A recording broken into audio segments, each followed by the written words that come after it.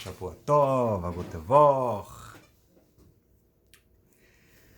So I'm going to tell the next story, which in this edition of the Hebrew Shivchei haBaal Shem Tov, Praises of the Baal Shem Tov, is story number 17.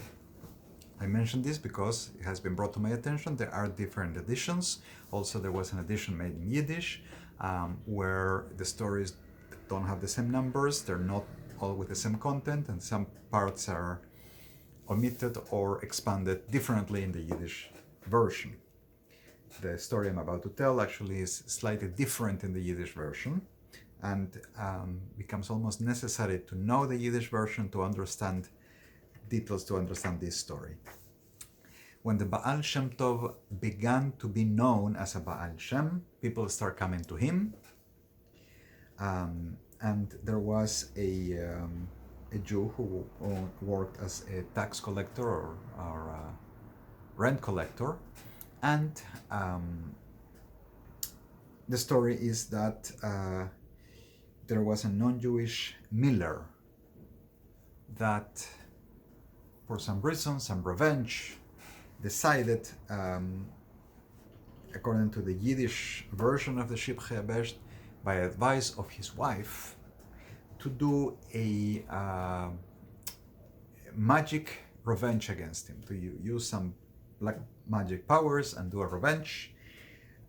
Brought a ruach, a spirit, into his house that would steal from him. That every time he would have something, he would lose half of it. And so this man came to the Baal Shem Tov to basically to clean his house from this kishu, from this witchcraft, from this spirit. This is one of those Baal Shem Tov stories that are found in the book that we don't always hear. Anyway, the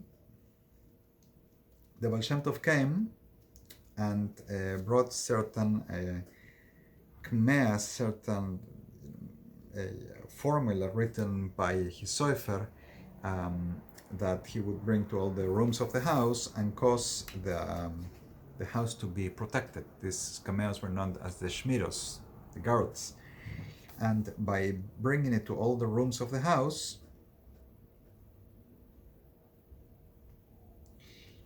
it would cause the spirit that caused that the witchcraft had brought to be expelled, to be kicked out. The Jewish tax collector brought all the shmiros, and before he could put them around the house, he piled them up on the table and went to the market. He had some business to do. So his children, they saw the spirit, they saw this hunting spirit, and it went crazy and uses a Polish word, zaveruche. It became like a spinning storm, making noise and going crazy because the house was under the shmiros, this special amulets that the Baal Shem Tov had brought. And left the house. And there was a big courtyard next to the house. And there was a small entrance to this courtyard. I guess it had a fence around. So the Baal Shem Tov went toward that small entrance. And the children of the Jewish tax collector saw a figure that looked like a huge Cossack standing at that entrance. But as the Baal Shem Tov came closer and closer, this figure starts becoming smaller and smaller and smaller, and the powers of the klipa, the impure powers that gave existence, gave power to this spirit, started waning. By the time the Baal Shem Tov arrived with an amulet to the entrance to the courtyard, the spirit was completely gone.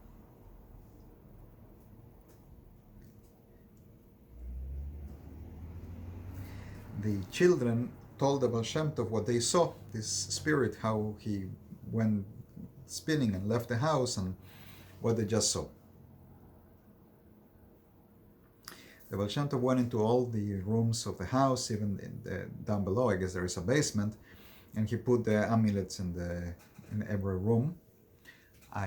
This is my guess, as they do with the Shiramalos, they would put it in the top of the door, but I don't know if that's the case, of each of the rooms. And then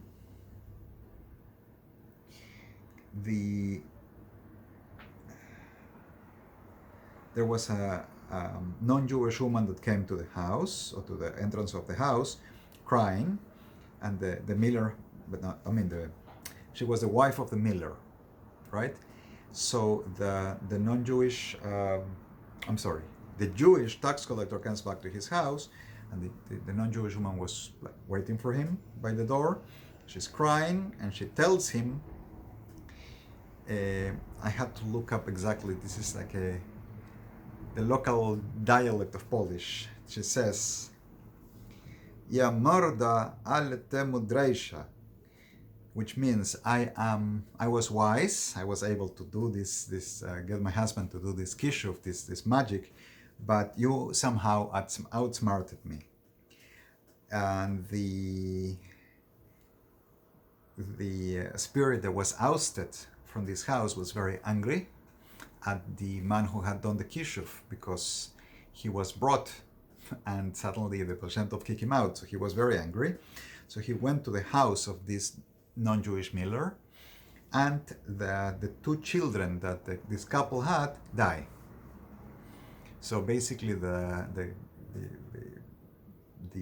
black magic turned against them when the Baal Shem Tov kicked him out. So this is one of the stories that they tell in this book that is not usually told about the Baal Shem Tov. Basically, he was turning around all the kishuf that were done against Jews, and it would go and affect the people who sent it to the Jews to begin with. Eventually, the Baal Shem Tov would, haven't gone to that point yet, but would do a general statement that none of these nezikim, none of these forces or spirits that would cause any damage would be allowed to stay in places where people live anymore. They will all be ousted to the deserts, and we don't have to worry about the things anymore, even today. And so is the story of tonight, the story number 17, the Gematria of Tov, of good, in this edition of the Shivchei haBaal Shem Tov. Shavua Tov, a gute Woche.